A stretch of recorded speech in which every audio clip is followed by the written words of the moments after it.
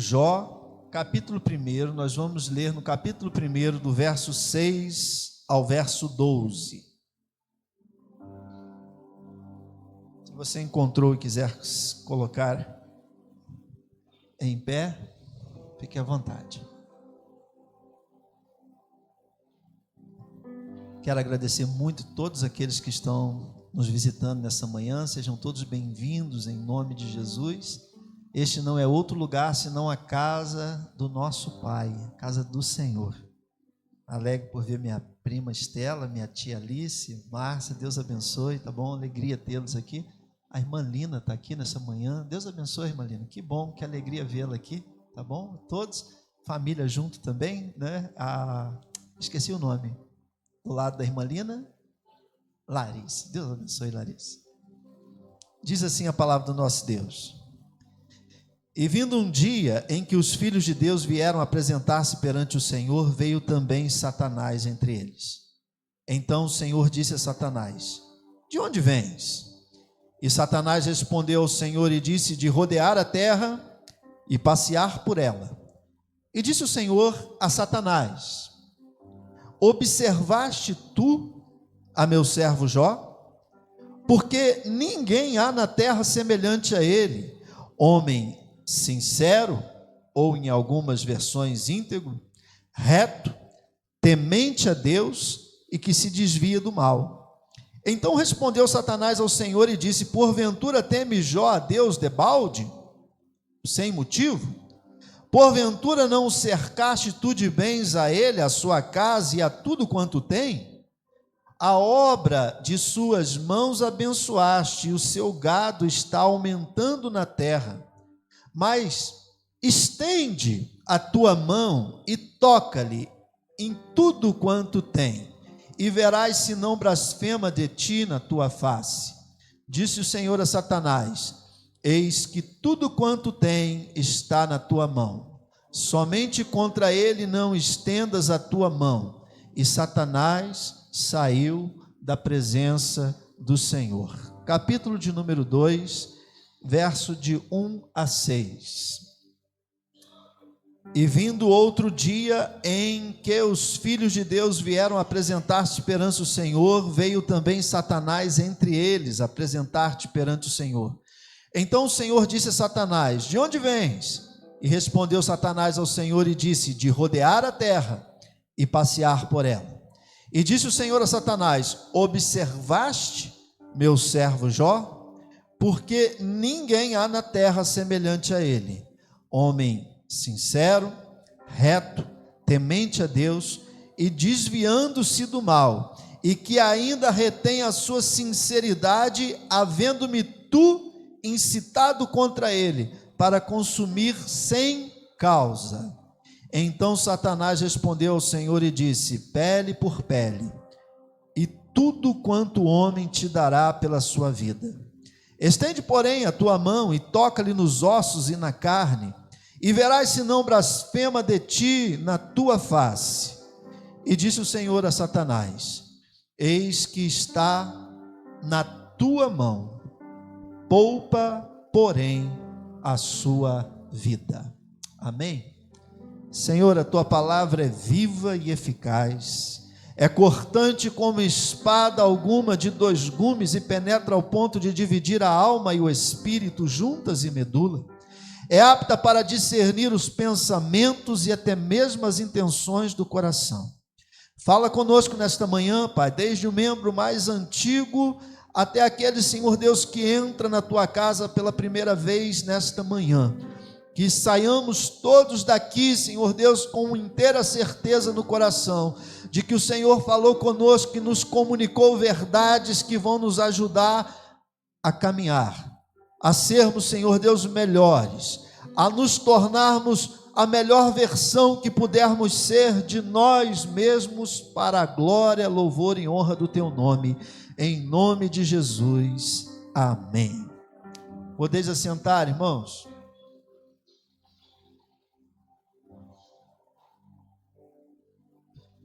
Irmãos, uma coisa que pede muito esforço de qualquer pessoa é ser exemplo. ser exemplo de pai, ser exemplo de um bom funcionário numa empresa, ser exemplo de um bom filho, ser exemplo sobre todas as coisas de um bom cristão, porque isso requer de cada um de nós constância, perseverança, daquele que se pede o exemplo, qualquer detalhe é observado. Um jogador, nós estamos às vésperas de uma Copa do Mundo, então de um jogador que é exemplo, que se tem por craque, todos vão esperar algo diferente, uma jogada diferente, um gol diferente, uma iniciativa que outros não tiveram. Jó era um homem diferenciado. Ele era um homem que Deus dá 4 características para ele: homem íntegro, reto, temente a Deus e que se desviava do mal. Era uma reunião de Deus com os seus anjos. E nós não entendemos muito bem como se dá isso no mundo espiritual, mas a Bíblia diz que nessa reunião Satanás aparece. Deus pergunta de onde vem, ele diz de rodear a terra e passear por ela.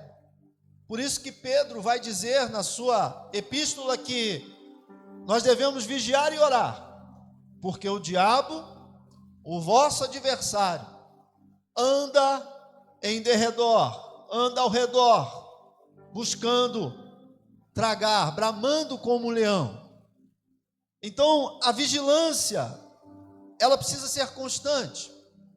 O que Satanás fez lá com Jó, ele, não se engane você, ele faz hoje, comigo, com você, nos reveses da nossa vida, nas dificuldades, porque muitas vezes são nesses momentos que exala de nós aquilo que somos. E é muito difícil. E é interessante nesse texto que não é Satanás que provoca a Deus com relação a Jó. É Deus quem provoca Satanás com relação à vida de Jó. Deus diz: observaste o meu servo Jó? Como quem diz assim: você tem andado pela terra? E acredito que Satanás, andando pela terra, ele via e vê ainda muita coisa errada, muita coisa fora do lugar, muitos ditos filhos decepcionando o pai. E eu já falei sobre isso aqui. A minha maior tristeza quando criança fazia alguma coisa errada, não era apanhar do meu pai, mas era saber que de alguma maneira, de alguma forma, eu tinha trago tristeza ao coração daquele que me amava. Esse precisa ser o nosso sentimento com relação ao pecado diante de Deus. Não é se alguém vai saber, se alguém vai tomar conhecimento, mas é se eu estou trazendo tristeza ao coração de Deus. E aí Deus apresenta as credenciais de Jó para Satanás. Ele é íntegro. E o que é integridade, irmãos? Integridade é aquilo que eu sou sozinho, quando ninguém está vendo, quando ninguém vai estar sabendo o que está sendo feito. Integridade é quando você está com o seu celular na mão, com o seu notebook, com o seu computador, e você sabe que ninguém vai ter acesso, porque você aprendeu a camuflar aquilo que você vê e o que você está vendo. Integridade são os cantos escuros da vida, que talvez não cheguem ao conhecimento de ninguém, mas Deus sabe. Todo pecado, por mais oculto que seja na terra, é um escândalo aberto nos céus. Note isso. São muitos que, nos cantos escuros da vida, estão afundados na pornografia, afundados em coisas que ofendem a santidade de Deus. Mas Jó não, ele era íntegro. E ele era reto. Retidão diz respeito àquilo que eu apresento diante das pessoas. É o caráter e a reputação. O caráter está ligado à integridade. E a reputação está ligada à retidão. O que estão dizendo de mim? O que estão vendo em mim? Ele era temente. E a palavra de Deus vai dizer que o temor ao Senhor é o princípio de toda sabedoria. E por que o temor ao Senhor? Porque quem teme, obedece. Quem obedece é abençoado. Quem é abençoado se torna agradecido. E o agradecido passa a amar. Por isso que a Bíblia diz que o temor ao Senhor é o princípio da sabedoria, porque é um caminho. Eu temo, por isso obedeço. Eu obedeço, por isso sou abençoado. Eu sou abençoado, por isso eu agradeço. Eu agradeço, por isso eu amo. E ele se desviava do mal. Ele se preocupava não somente em não fazer nada errado, como pensar. Eu digo o seguinte: não basta ser honesto, tem que parecer ser honesto também. Não basta parecer, tem que ser. E não basta ser, tem que parecer. Por isso Jó se preocupava em se desviar do mal. Mas Satanás, ele coloca em xeque a idoneidade de Jó. Ele chega para Deus e de uma forma muito ardilosa, ele vai insinuar para Deus, o acusando a respeito da conduta de Jó. E a primeira insinuação que Satanás faz é a seguinte: olha, Jó, é isso tudo que você está falando aí, Senhor? Porque você suborna ele. Você enche a vida dele de bênçãos. E aí é muito fácil. É muito fácil amar um pai que dá tudo que quer, que com ele se tem tudo que precisa. Então, em outras palavras, Satanás insinua o seguinte para Deus: olha, Deus, ninguém te serve pelo que tu é, mas pelo que o Senhor dá. Se o Senhor parar de dar, as pessoas param de te amar. As pessoas não te cultuam pelo seu caráter, mas por suas dádivas. E é isso que Satanás está insinuando. E em segundo lugar, ele insinua que Jó não serve de forma íntegra. Ele está servindo por troca. É a barganha. E isso está muito entranhado no imaginário da maioria das pessoas. Não, é por aquilo que Deus dá. Então, o que eu vou fazer? Eu vou lá na igreja porque eu quero essa bênção. Eu vou lá na igreja porque eu quero receber. Então, eu vou fazer um propósito, Senhor. Eu vou lá tantas vezes para o Senhor me dar isso. Se o Senhor me der, beleza. Se o Senhor não me der também. E nada contra. Algumas igrejas faziam campanhas desse formato. Só que a minha preocupação é as pessoas entenderem que é assim. Sabe, não é um remédio, um antibiótico que eu tomo 7 dias para fazer o efeito necessário. Não, é uma vida. É uma vida com Deus.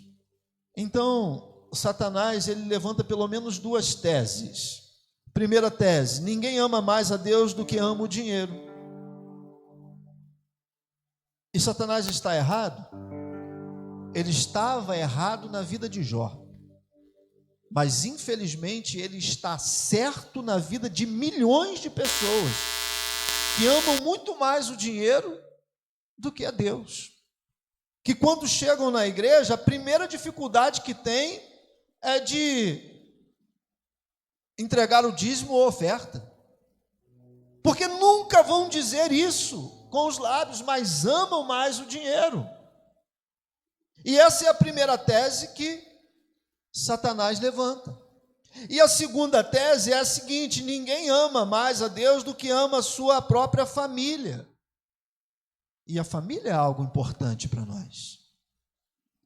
E Deus também sabe que a família é importante.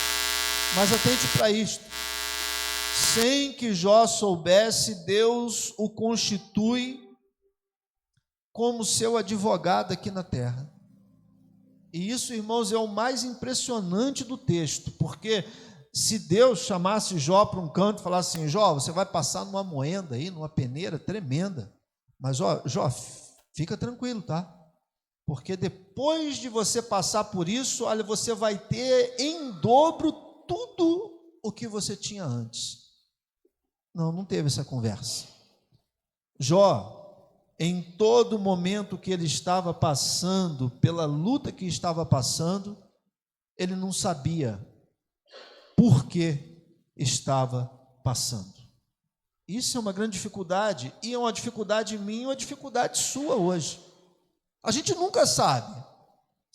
José não sabia que toda aquela luta que ele estava passando, de ser vendido pelos irmãos, de ser escravo na casa de Potifar, de ser injustiçado na casa de Potifar, de parar dentro de uma prisão, ele não sabia que isso era um caminho para chegar aonde ele chegou. Então a gente nunca sabe dos caminhos que Deus faz. Mas o que isso nos ensina, irmãos? Satanás, ele é, como dizia Lutero, um cão na coleira de Deus.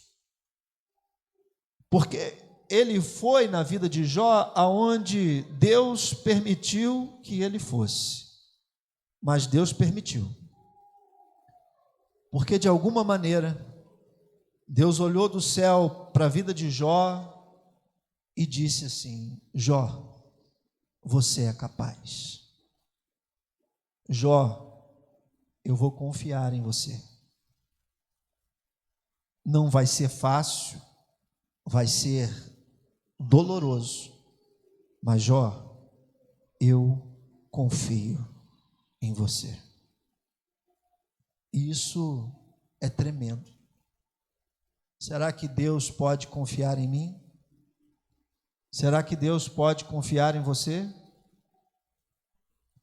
Com a permissão, Satanás faz um desastre na vida de Jó. A Bíblia diz que Jó era o homem mais rico do Oriente. Ele era o Bill Gates dos tempos antigos. Mas num único dia, ele perde tudo que ele tem. Num único dia, ele perde toda a sua família. Jó vai à falência. Não foi em uma semana, não foi em um mês, não foi em um ano, foi em um dia. Olha como Satanás é ardiloso. Mas o que Jó fez? Será que Jó blasfemou? Verso de número 21, capítulo 1, Jó vai dizer: nu saí do ventre de minha mãe, e nu para lá tornarei. O Senhor o deu, o Senhor o tomou. Bendito seja o nome do Senhor. Então, aqui ele derrota a primeira tese de Satanás. Jó aqui, ele mostra que não servia a Deus pelo que Deus dava, mas por quem Deus era. Nu saí do ventre da minha mãe, não vim para esse mundo com nada. Então eu só estou voltando ao estado original e nem a vida eu merecia. E Deus me deu a vida. Então, nu saí do ventre, nu para lá tornarei. O Senhor deu, o Senhor tomou. Bendito seja o nome do Senhor. Mas a segunda tese de Satanás, ninguém ama mais a Deus do que ama a sua família. É muito difícil para quem tem filhos, muitos filhos, manter os filhos unidos. E Jó, além de ser esse homem íntegro, reto, temente a Deus, que se desviava do mal, ele conseguia uma coisa muito difícil. Davi não conseguiu isso, Eli não conseguiu isso, nem Samuel, que teve uma reputação ilibada e irretocável, não conseguiu isso. Jó conseguiu. Os seus filhos estavam reunidos. Ele conseguiu fazer com que os filhos deles estivessem unidos. A Bíblia diz que eles estavam todos num dia debaixo do mesmo teto. E eles morrem todos no mesmo dia. Mas será que Jó blasfema? Não. Jó derrota a segunda tese de Satanás, que ninguém ama mais a Deus do que a família. E aqui, irmãos, é dolorido, porque tem muitas pessoas que não são apegadas a bens materiais, mas são apegados à família, e devemos ser. Mas quando acontece um abalo nesse sentido, por que que o livro de Jó está aqui, irmãos, para mim e você olharmos para ele? Jó tinha 10 filhos, e os 10 filhos morrem num único dia. Mas Jó continua dizendo: o Senhor deu, o Senhor o tomou, bendito seja o nome do Senhor. Mas aí no capítulo 2 vem uma segunda reunião, e Deus cutuca Satanás de novo, e diz para Satanás: observaste meu servo Jó? Ainda que você intentou o mal contra ele, olha o final do verso de número 3, para alguns que insinuam que tinha alguma coisa contra Jó, é Deus falando, para o consumir sem causa. Você está intentando contra a vida de um homem justo para o consumir sem causa. Deus mais uma vez dá o currículo de Jó, e Deus diz em outras palavras: Satanás, as tuas teses foram jogadas no chão. Você tirou tudo que Jó tinha, ele não me serve pelo dinheiro, pelos bens que eu dei a ele. Você tirou dele a família, ele não me servia por conta da família que tinha. Mas aí Satanás, irmãos, ele é persistente, ardiloso, e ele vem com uma terceira e cruel tese. A terceira tese de Satanás é: olha, ninguém ama mais o Senhor do que ama a sua própria vida. Carne por carne, osso por osso, é tudo que o homem te dará. Em outras palavras, está dizendo: Jó é egoísta. Jó só pensa nele. Você tocou nos bens, tocou na família, mas ele está lá íntegro. E aí Deus permite que Jó seja açoitado na sua saúde. E mais uma vez, sem que Jó soubesse, Deus constitui Jó como seu advogado aqui na terra e coloca nas mãos de Jó a sua defesa. Porque Deus colocou Jó em uma situação de teste, e teste agudo, para demonstrar para Satanás que Jó era realmente quem ele dizia ser. Com a permissão de Deus, Satanás vai e toca Jó com chagas malignas. Jó agora sofre a perda de bens, Jó agora sofre a perda de filhos e agora ele sofre na sua própria carne. O verso de número 8 do capítulo de número 2 vai dizer que Jó, ele tomando um pedaço de telha para raspar com elas as feridas, assentou-se no meio das cinzas. Irmãos, eu não sei se outra pessoa que não Jó passaria por tudo isso. E olha o verso 9 do capítulo de número 2, quem sobrou? A esposa de Jó. E o que diz a esposa de Jó? Então sua mulher disse: ainda retens a tua sinceridade? Amaldiçoa a Deus e morre.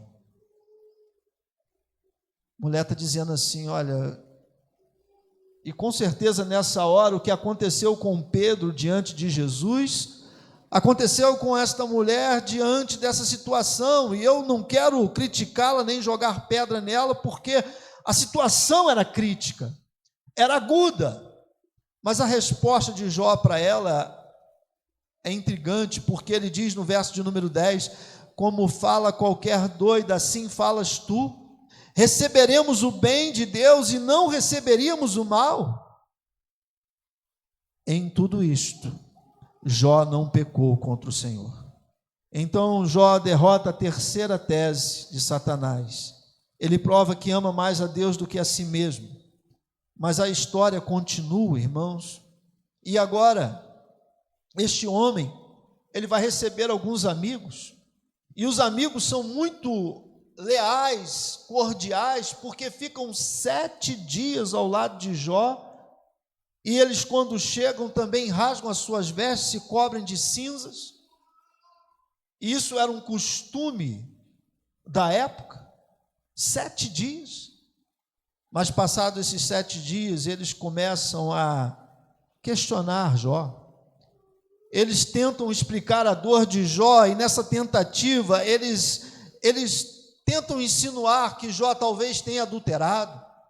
Eles tentam insinuar que Jó talvez roubou alguma coisa, que Jó fez alguma loucura. Eles passam por cima de Jó como um rolo compressor. E sabe o que Jó fez? Jó, a Bíblia diz que ele não atribuiu falta alguma ao Senhor. Ele chegou a amaldiçoar o dia seu nascimento. Ele chegou a razoar muitas coisas. Ele faz 16 perguntas para Deus, 34 queixas. Ele sabe que está passando por uma situação difícil, e o pior de tudo, que a resposta de Deus para ele, nessa saga toda, foi um total silêncio. Qualquer um de nós, irmãos, quando tem uma perda, nenhuma dessas 3 áreas, é muito comum queremos colocar Deus contra a parede. Uma perda na área financeira, uma perda na área familiar, uma perda na saúde física. Jó perdeu tudo isso. Falta de apoio da esposa ou do marido, os amigos se colocando contrários. Por tudo isso Jó passou. Jó está literalmente, irmãos, no fundo do poço. Mas o que ele vai dizer? Jó 19, 25, 26. Jó diz assim: eu sei que o meu Redentor vive, que por fim se levantará sobre a terra, depois de destruído o meu corpo, então, fora da carne, eu verei a Deus. Jó está dizendo assim: eu acho que eu não tenho outra solução para mim, eu vou morrer, perdi tudo aqui, mas eu ainda espero ver o meu Deus. Um homem que perde tudo, mas não perde a confiança em Deus. Jó vai passando por essas lutas, e aí Deus vai começar a respondê-lo. Mas na verdade, ao invés de dar resposta, se você ler o livro de Jó, Deus vai fazer 70 perguntas para Jó. Jó, onde você estava quando eu formei os oceanos? Jó, onde você estava quando eu firmei os alicerces da terra? E Jó, irmãos, vai se encolhendo, e aí chega no capítulo de número 42, onde Jó vai descobrir a onipotência de Deus. Livros de autoajuda são muito bons, mas não resolvem os problemas. Ter um bom conselheiro é bom, mas não resolve os problemas. O que resolve, pastor?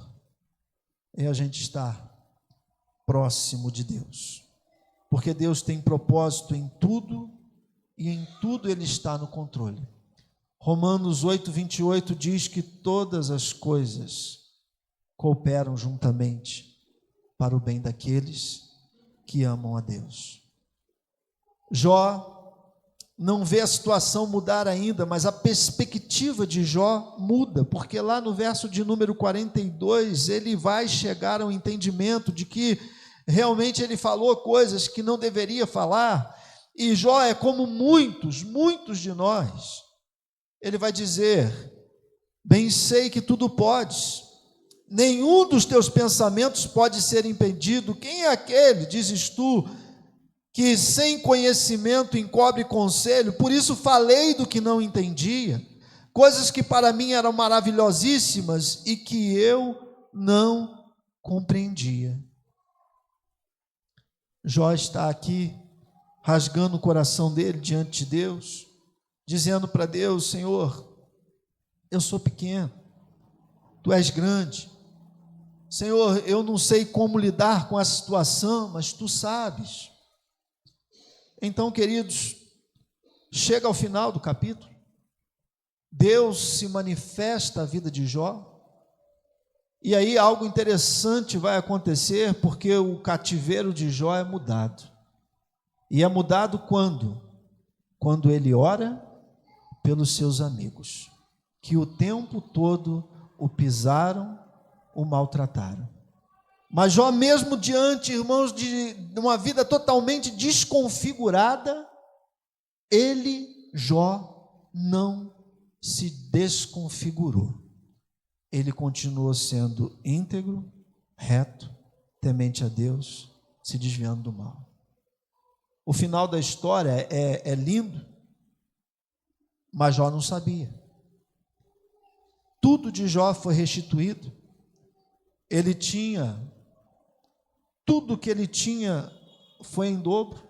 Não é? Ele tinha 7.000 ovelhas, agora tem 14.000 ovelhas, 500 juntas de boi, agora tem 1.000 juntas de boi. E ele tinha 10 filhos. E agora quantos filhos ele tem? 10. Ah, pastor, mas não era para ser 20?